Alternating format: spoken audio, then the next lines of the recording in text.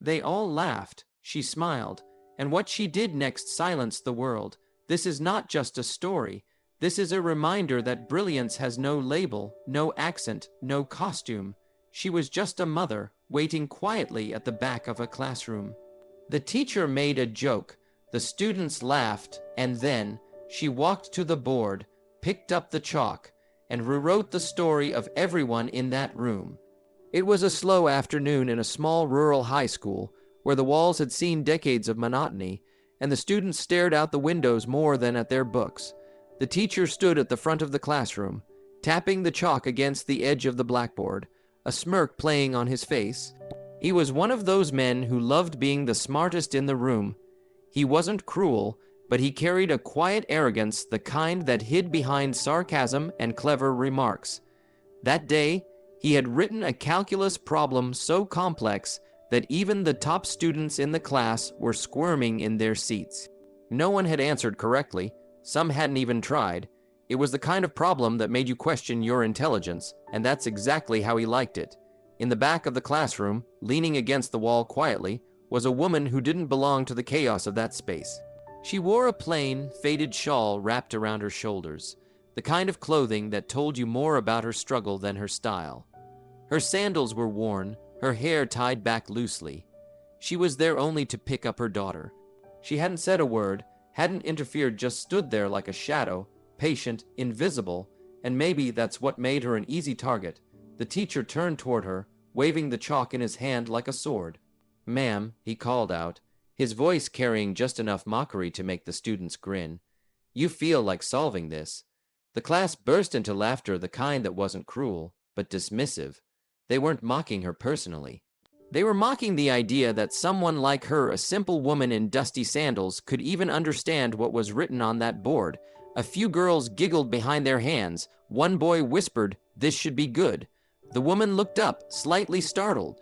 She wasn't expecting attention. Her eyes scanned the room, the students, the teacher, the confusing math on the board. For a second, her face flushed with hesitation, with that soft sting of being laughed at. But then something shifted, something barely noticeable. Her eyes steadied, her spine straightened, and the corner of her lips curled upward into a faint, knowing smile. She didn't say anything. She just began walking. One step, then another. The room, once filled with laughter, started to quiet. She walked slowly, with calm dignity, her eyes not meeting anyone else's. She wasn't being brave for them. She was doing something else entirely, something internal. As she passed the rows of students, their chuckles died in their throats. The boy who made the joke looked down. The teacher, arms still folded, raised an eyebrow, half amused, half curious. She stopped at the board and reached out for the chalk. Her fingers hesitated for a brief second, just enough to catch the teacher's smirk again. But then, as if a switch flipped inside her, she picked it up. Her grip wasn't shaky. It was precise, familiar. The way someone picks up an instrument they used to play years ago, unsure if they've forgotten, but willing to try. She stared at the equation. Then she started to write. At first, it was slow, careful. Not because she didn't know, but because her brain was aligning with a memory long buried. The chalk moved, scratching symbols into the board. Her hand picked up speed. Her posture relaxed. The students leaned forward in their seats, watching with confusion, then interest, then something close to awe, because it wasn't just that she was solving it, it was how she was solving it. Each step flowed into the next with elegance. Each calculation was deliberate. Every symbol she wrote was part of a larger, invisible pattern that only she seemed to see. Her eyes flicked back and forth, not out of doubt, but rhythm, like she was hearing music no one else could hear. The chalk danced, the blackboard filled, and with every second, the room grew quieter. You could hear breaths being held, pens being dropped. Even the fans on the ceiling felt like they'd slowed down to watch. The teacher stepped closer now, no longer smirking. He stared at the board like it was a foreign language. The students looked at him, then back at her. And when she finally drew the last line, when she underlined the final answer, she turned slowly, gently placing the chalk down. Her face was calm, not proud, not smug, just peaceful, like something inside her had finally found air after years underwater. No one said a word, not at first. Then someone whispered, "Wait, is that right?" The teacher looked at the board again. His lips moved silently, reviewing each step. He blinked, looked again. Finally, he nodded. "It's perfect," he said, almost breathlessly. His voice had none of the arrogance it carried earlier, just disbelief. One of the girls raised her hand, voice trembling. "Who is she?" From the back of the room, a voice spoke softly. "That's my mom," the girl said. "She used to be a professor, before we came here, before everything." And just like that, the entire room shifted. They hadn't just seen someone solve a problem. They had witnessed something far more rare. A soul remembering who it used to be. A woman who had been silenced by life, speaking again through numbers. And what shook them wasn't just her brilliance. It was their own blindness. They had all laughed, but now they could barely breathe, and she simply nodded at the board, smiled at her daughter, and walked out of the room, as if she hadn't just shattered every assumption they'd ever held, as if she hadn't just reminded them that true intelligence doesn't need approval, it only needs a moment to rise. She walked out of the room slowly, quietly, just like she had entered, but inside that classroom the air had changed. The blackboard behind her was still covered in chalk, filled with symbols that none of the students had dared attempt moments ago.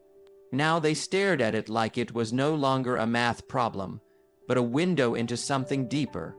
For a long moment, no one spoke. The teacher stood frozen, still facing the board, his lips parted, eyes scanning the work she had left behind. Not a single error, not one missed step, not even an extra mark. The same chalk he once used to joke had now become her voice, and that voice had spoken louder than anything he'd ever written on that board. The students didn't know what to do. They had laughed, all of them. They'd seen her shawl, her quiet posture, the way she clutched her purse tightly, and decided she wasn't one of them. She wasn't from this world of education, competition, ambition. In their eyes, she was a parent, a foreigner, a woman who probably came from a house where math wasn't even a language, but now they felt small not because she had made them feel that way, but because she hadn't tried to. She didn't scold them. She didn't correct them. She didn't say a word. Her chalk had done the talking. The teacher finally turned around slowly, like a man waking from a dream. He looked out at the sea of died students. And for the first time in years, he had nothing to say. The same man who filled every silence with sarcasm now stood in one. The girl, the woman's daughter, was still sitting quietly. Her head was slightly bowed, but there was a tear resting on her cheek. Not from embarrassment, from pride. She had spent her whole life hearing her mother say, "I used to teach. I used to love math." But she had never actually seen it. She had never seen that spark in her mother's eyes, never watched her move like a storm across a blackboard.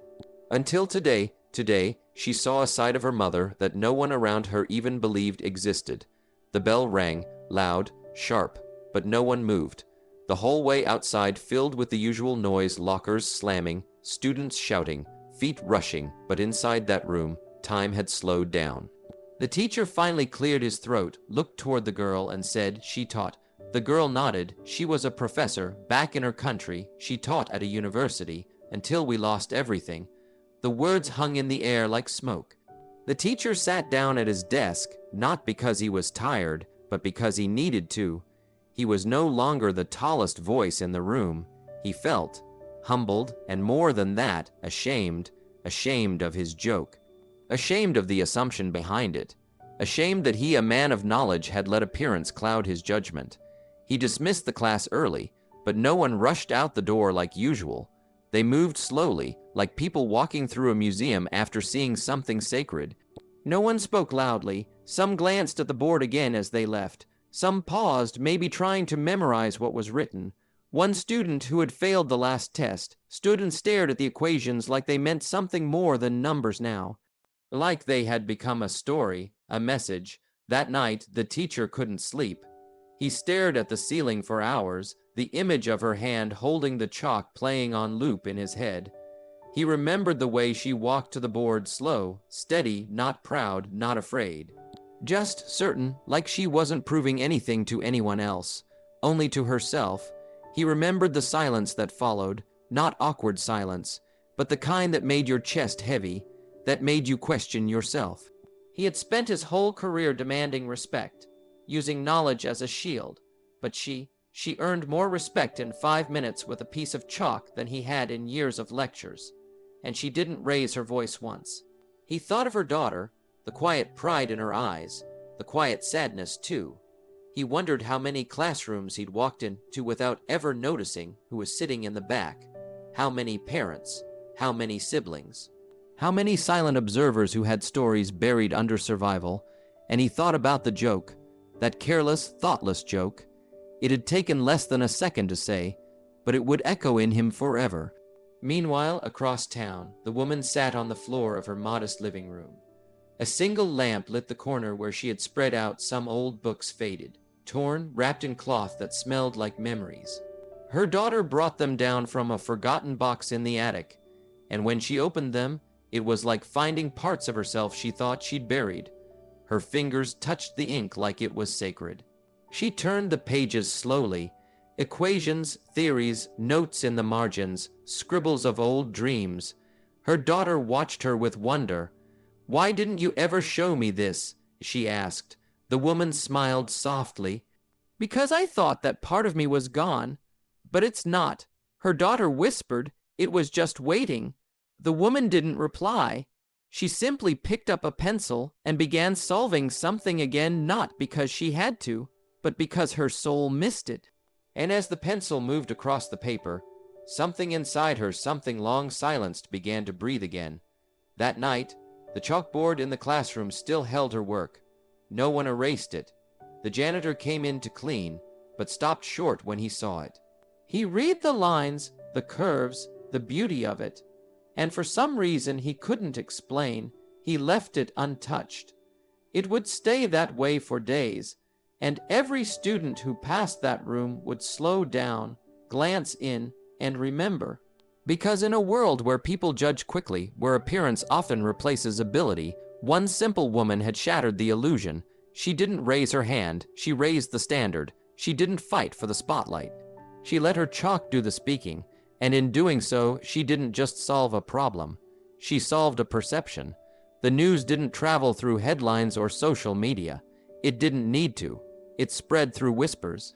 Through the stories students told at dinner tables that night, through the silence of teachers who paused before they spoke the next day, and through the quiet glances in the hallway, exchanged between those who had witnessed something they couldn't quite explain. They had seen a woman walk to the board like a stranger and leave it as something else, not a student, not a parent, but something far rarer, a quiet legend, something that doesn't shout, but leaves its mark long after the moment is over. The woman, whose name no one had asked until that day, had become the most talked about mystery in the school. The principal called her daughter in, not to reprimand, but to understand. "Your mother," he said, "that was remarkable. Where did she learn all that?" And the girl, proud but still overwhelmed, told the story as best she could. She told them about her mother's past, how she once taught calculus and theoretical mathematics at a respected university overseas. How she had her own classroom, her own students, her own identity until war arrived, until they had to leave everything behind, until they crossed oceans not in search of success, but survival. No one at the school knew this. How could they? She never told them, because life in this new country had taught her to blend in, not stand out, to survive, not shine. She had worked cleaning offices, folding laundry, serving meals in places where no one ever asked, "What did you do before this?" Because they had already decided what she was based on how she looked, how she spoke, and where she stood. She had grown used to it, until that day when the teacher made a joke, when her instinct told her to laugh it off like always. But something in her had whispered, "Pick up the chalk." And when she did, everything changed, not just for the class, not just for her daughter, but for herself. Because for the first time in years, she remembered what it felt like to own her brilliance, to speak the language of numbers, the only language that had never betrayed her. The teacher couldn't get it out of his head. Her solution, her precision, her presence. He began researching that evening, trying to understand where someone like her could come from, how such talent had gone unnoticed. He found articles, old ones, translated poorly from a time when her name was listed beside scholars. She had once presented papers on nonlinear equations and integrals at international conferences. She wasn't just smart. She had once been known, respected, celebrated, and now she was folding laundry for strangers, invisible to the very world she used to enlighten. The guilt hit him hard, not just for his joke, but for how many times he had probably done it before, laughed at brilliance disguised in simplicity. How often he had let pride blind him. He began visiting the board in the evenings after school, staring at the problem she solved. Not to check her work, but to remind himself how much he had missed. Meanwhile, she sat at home surrounded by her old notebooks. Her daughter had dusted off a box she hadn't opened in years. Inside were pages filled with scribbles, equations, diagrams, problems unsolved. Her fingers traced the faded ink like they were touching memories. She flipped through each one slowly, painfully. Each formula was a heartbeat from her past life, a life she had buried so deep beneath the duties of survival that she thought it no longer existed. But it did. It had simply been waiting for a moment, for a piece of chalk, for a joke that went too far. One evening, a knock came at her door. She opened it to find the same teacher who had made the joke standing with a bouquet of flowers and an apology in his eyes. He didn't come with pride. He didn't come with excuses. He came with regret and humility. "I didn't see you," he said, "and I'm sorry." She didn't say anything at first, just looked at him with calm, unreadable eyes. Then she nodded and stepped aside, inviting him in. And in that moment, something shifted. It wasn't about forgiveness. It was about understanding. They spoke for hours, about math, about life, about war, about loss. He listened more than he talked, and she, for the first time in years, let herself talk about the woman she used to be, not with sadness, but with quiet pride. And he saw her, truly saw her, not as a mother, not as an immigrant, but as the genius she had always been. The next day, the principal made an announcement during the morning assembly. "We believe greatness can come from anywhere, and we were reminded of that this week. So we are creating a new program, one that gives space for knowledge, regardless of where it comes from." It didn't mention her name. It didn't need to. Everyone already knew. Her daughter walked through the halls differently now, not taller, but steadier, knowing that her mother, the woman who made sacrifices in silence, had reminded the world what power looks like when it doesn't scream. And still, the chalkboard hadn't been erased. Days passed, then weeks. It became sacred in a way. No one touched it. No one dared. It was more than math now. It was a monument, a reminder that a simple woman with a world of brilliance inside her had stood up when the world laughed, and turned that laughter into silence. She didn't do it to prove anything. She did it because something inside her finally whispered, "You still have something to teach." It began with curiosity. After that unforgettable afternoon, students started showing up early to class, not to gossip, not to sit with their friends, but to gather around the chalkboard she had written on, the one no one had dared to erase. They stared at the problem, now solved so flawlessly it felt like poetry. They didn't understand every step, but they felt something in it, like the board itself was alive, still echoing the quiet authority of the woman who had left her signature there in equations, not ink. And slowly, something began to change. The laughter that once filled the hallways now held a sense of reflection. Jokes were told with more care, eyes looked beyond appearances, and in the teacher's own classroom, silence began to mean attention. Not boredom. The teacher himself was no longer the same man. He began revisiting old lesson plans, tearing them apart, rebuilding them from scratch, not because they were wrong, but because they lacked soul. He stopped trying to impress the class and instead focused on reaching them. He brought in problems that challenged the heart as much as the mind.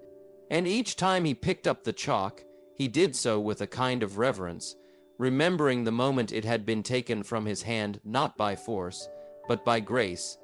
He invited the woman back, not with pride, but with humility. He asked if she would sit in the back again, not as a parent, but as a mentor. She hesitated. For days, the old doubts returned. Would they really listen? Did she even belong anymore in a place where everything had changed: the language, the curriculum, the world itself? But then she saw her daughter reading one of her old notebooks under a blanket, whispering the equations like bedtime stories, and she realized her gift didn't need to belong anywhere. It just needed to be shared. So she returned, not with fanfare, not with announcements, but the same way she entered that room the first time, quietly. But this time, students noticed. They stood a little straighter when she walked in. They made space. One student even offered his seat near the front. The teacher introduced her as a special guest, but the students already knew. They watched as she took the chalk again, not to solve, but to teach. She broke down concepts that had confused them for months. She didn't just explain math. She made it breathe. Her style was different, softer, more patient, but powerful. She didn't rush. She didn't intimidate. She drew understanding out of them like a flame catching wind. Word spread quickly through the school. Students from other classes began asking if they could sit in, even just once. A group of struggling seniors who had nearly failed calculus the semester before began showing up during lunch. She never turned anyone away. She stayed after school without being asked. She brought her own notebooks, old, yellowed pages full of problems she used to teach to university students back home. And the students, hungry for real understanding, devoured every bit. It wasn't long before the principal offered her something more permanent. A substitute position, small at first, but enough to make her feel official again. She didn't care about the title. What mattered was that someone believed in her. Because now, finally, she was starting to believe in herself again. But something else happened too, something no one expected.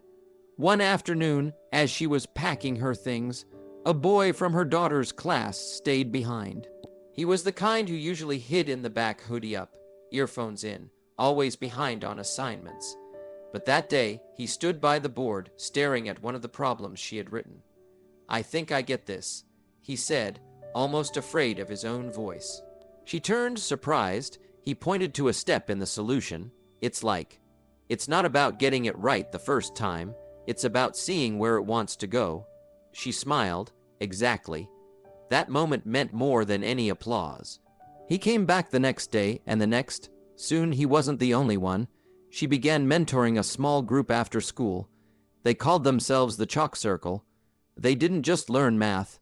They learned how to think, how to trust their process, how to question without fear. And slowly, students who had once been dismissed as failures were solving problems that made the school's top performers stop and stare.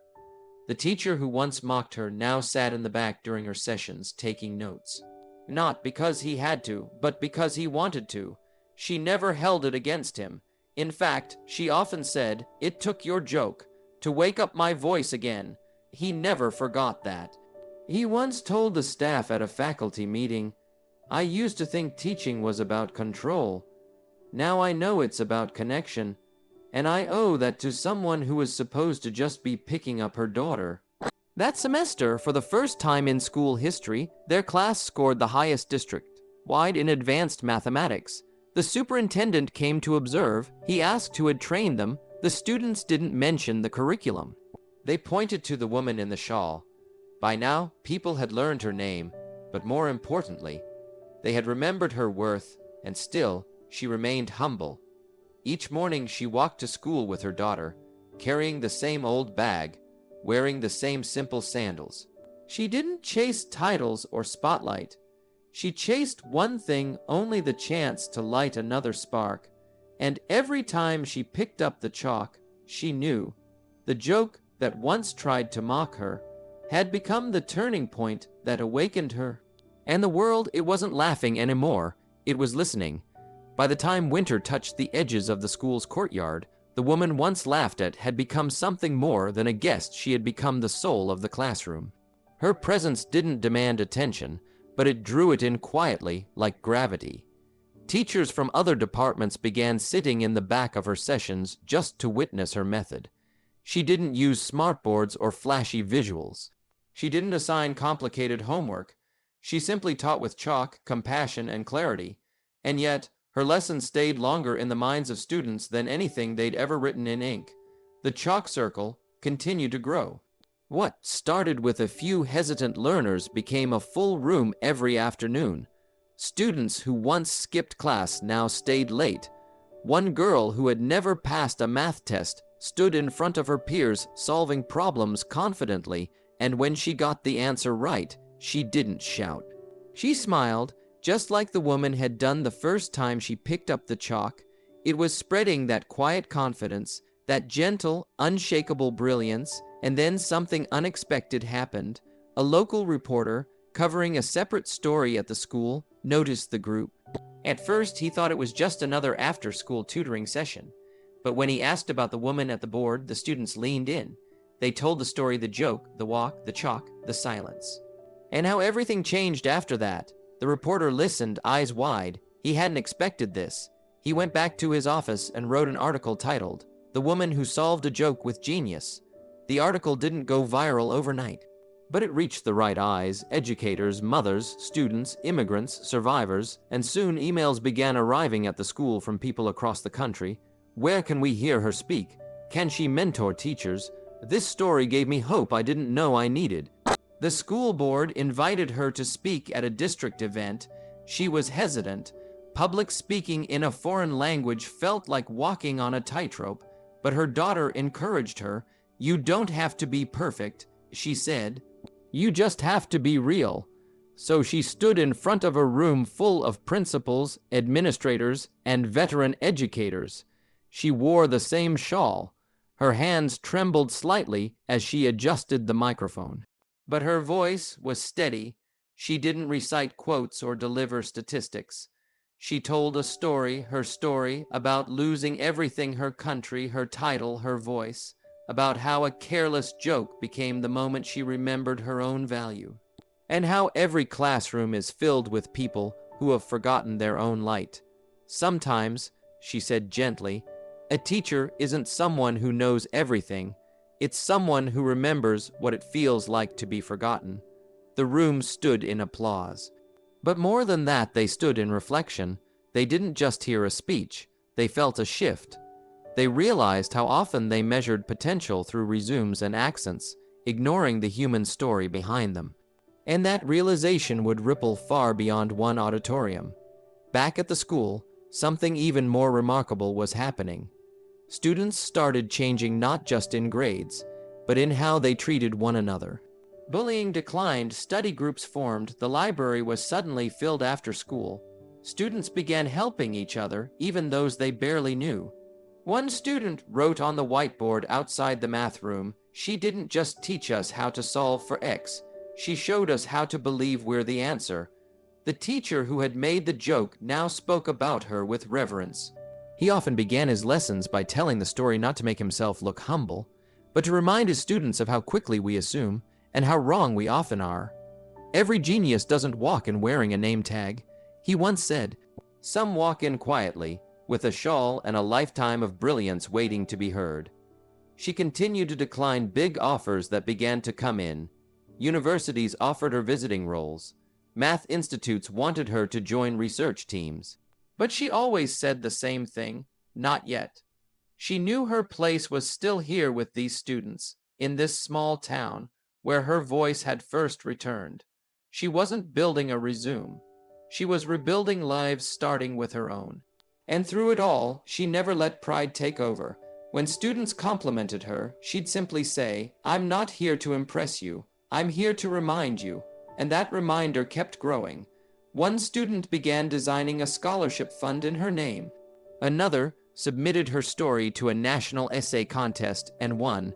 People who had once laughed at her now stood in line to learn from her. People who had ignored her now carried notebooks full of her words.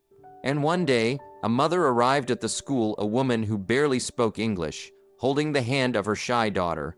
She asked, in broken sentences, if her daughter could join the math circle. The woman smiled and nodded. No translation needed. She understood that language perfectly, because brilliance doesn't always speak loudly. Sometimes it whispers through chalk dust. Sometimes it walks in quietly. Sometimes it waits for someone to tell a joke just so it can rewrite the punchline. The chalkboard still stood in that quiet classroom, untouched, now framed by a wooden border someone from the maintenance team had added without being asked. No one dared erase it, not the janitors, not the principal, not even the woman herself. Because it wasn't just a solution anymore. It was a moment frozen in time, a monument, a turning point. The very beginning of a ripple that had now spread beyond the school, beyond the town, even beyond the state. It all started with one joke, and now, the world was listening. A national education journal published a full-page story titled "The Woman Who Taught the Country to Listen Again." Her name, once unknown even to the school secretary, was now being spoken on stages at academic conferences. A photo from that classroom, her hand raised toward the chalkboard, her eyes focused. Her presence calm was printed on pamphlets for teacher training programs. Not because she had chased fame, but because her story had become the blueprint for humility, brilliance, and rediscovered purpose. But she hadn't changed. She still walked to school with her daughter, still wore her old sandals, still brought home, made lunch in a cloth napkin. The fame never reached her eyes, only the classroom did. Only the students, that's where her heart stayed, and yet, the impact was undeniable. A documentary crew visited the town. They had heard about her from a viral blog post written by a former student. "You have to meet her," the student had written. "She won't try to inspire you. That's what makes her unforgettable." The crew arrived expecting a motivational speaker in a polished coat, maybe someone prepared with speeches and slogans. What they found instead was a woman adjusting a child's collar, handing out notebooks to students, and brushing chalk dust from her sleeves like it was part of her uniform. They asked her for an interview. She refused gently, not because she was shy, but because, as she said, "This isn't my story, it's theirs." Still, they filmed from a distance, captured her walking the halls, teaching in silence, writing math like poetry. And the students, they spoke for her. One by one, they told the world how she changed their lives. A boy who once failed every class said, "She made me feel like I wasn't broken, just overlooked." A girl who had planned to drop out said, "I stayed because she saw something in me no one else bothered to look for." Her story made it to government desks. An educational task force in Washington cited her case in a proposal. "We must create room for hidden wisdom in our schools, not just credentials." She never asked for policy, but her quiet revolution began shaping one. Conferences began including sessions on quiet teaching, cultural humility, and unseen brilliance. Each one referenced her, and still she didn't change. She refused university offers, declined guest speaker invitations, politely turned down international honors, not because she wasn't grateful, but because she believed this: if the moment that changed my life happened in a small classroom full of kids who didn't believe in themselves, that's where I need to stay, that's where I belong. One winter morning, her daughter found her staring out the window, eyes filled not with sorrow, but depth. "Mama," she said, "don't you want people to know how smart you are?" Her mother smiled softly. "Knowing is not the point," she whispered. "Becoming is." And that became her quiet mission, to help others become, not to prove, not to impress, but to awaken. The town responded too. Local businesses donated supplies to the school's math department. A mural was painted near the school's entrance. It showed a hand holding a piece of chalk, with equations flowing out like stars into the sky. At the base, it read, "She picked up what they used as a joke, and wrote history." And then one day, a school from a nearby refugee center reached out. They had heard about her. about the way she taught, about the way she listened, about the way she had once lost her voice and found it again through numbers. They invited her to visit, to meet children who had walked a path like hers: war, loss, silence. She agreed, but not as a guest, as a teacher. The day she arrived, the children stared at her, unsure. But the moment she picked up the chalk, their eyes lit up.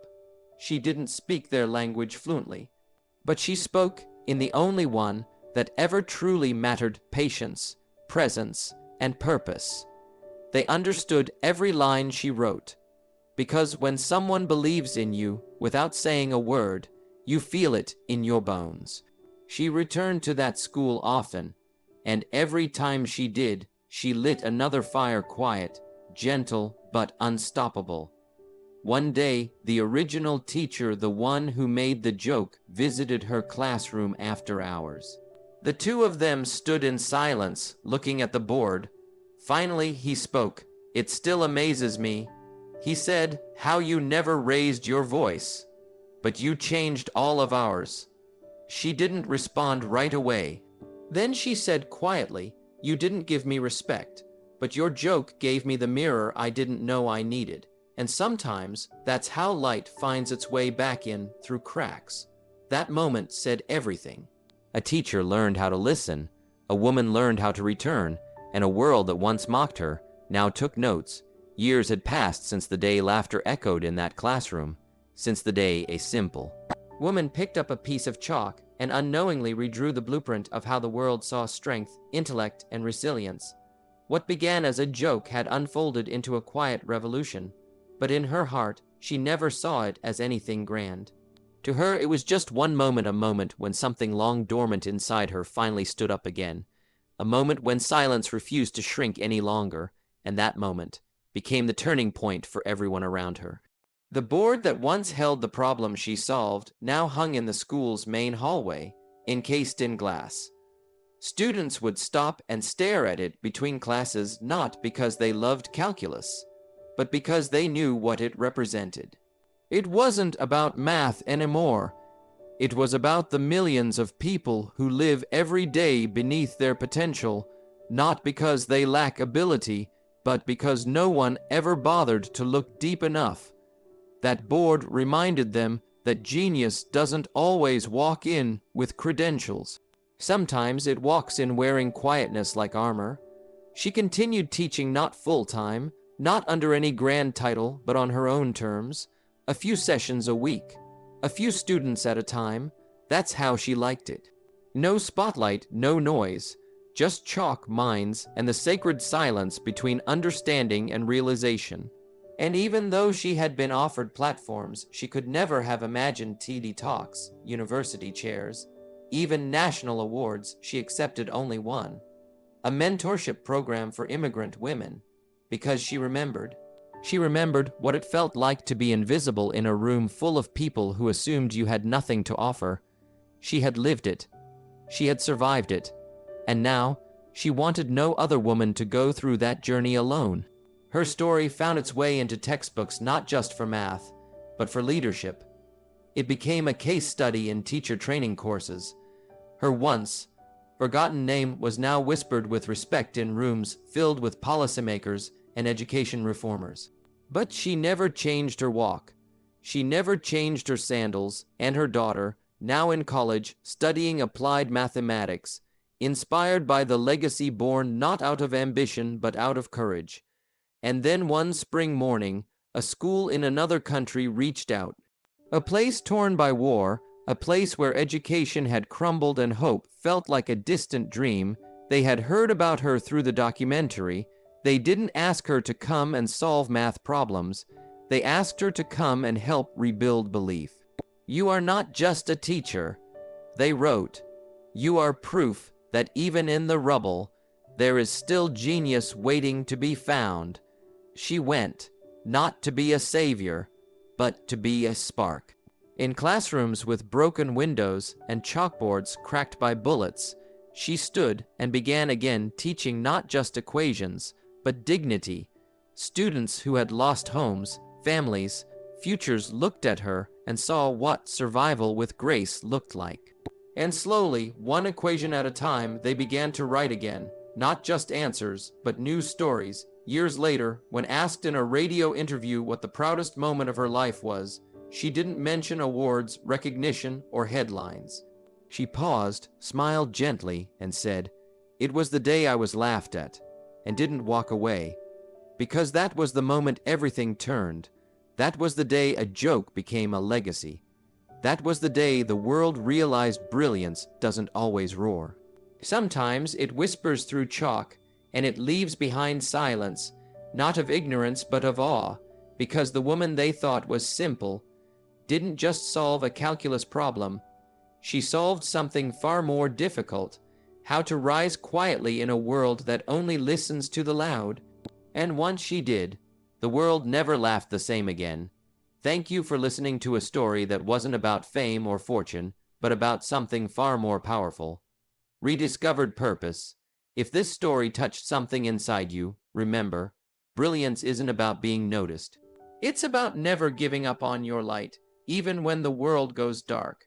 Share this story not for the views, but for the voices still waiting to be heard. And remember, sometimes the most powerful answers come from the people no one thought to ask.